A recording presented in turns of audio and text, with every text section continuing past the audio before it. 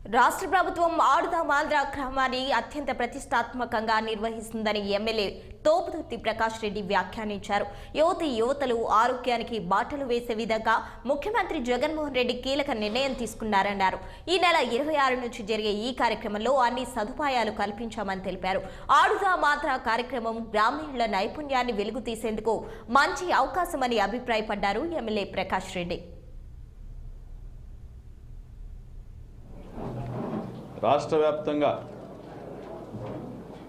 ఆడుదాం ఆంధ్ర టోర్నమెంట్ను రాష్ట్ర ప్రభుత్వం ఆధ్వర్యంలో నిర్వహించడం జరుగుతుంది. ఈ నెల 26 నుండి డిసెంబర్ 26 నుండి ప్రారంభమవుతుంది. ఇందులో నియోజకవర్గాల వారీగా జరిగేటువంటి ఈ టోర్నమెంటు నియోజకవర్గాల్లో సచివాలయ స్థాయిలో ముందుగా రిజిస్ట్రేషన్లు తీసుకోవడము, క్రికెట్ కావచ్చు, వాలీబాల్ కావచ్చు, బ్యాడ్మింటన్ కావచ్చు, కబడ్డీ కావచ్చు, ఖోఖో కావచ్చు,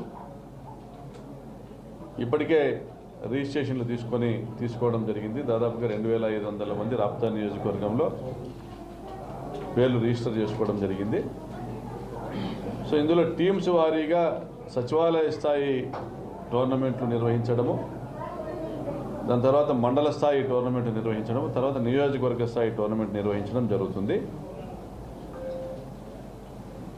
సో నియోజకవర్గ స్థాయి మ్యాచెస్ అయిపోయిన తర్వాత విజేతలకు బహుమతులు ఇవ్వడం జరుగుతుంది. వీరందరికీ కూడా అన్ని రకాల వసతులు కల్పించడము, గ్రౌండ్స్ వద్ద అన్ని రకాల వసతులు కల్పించడము, టీషర్ట్స్ మరియు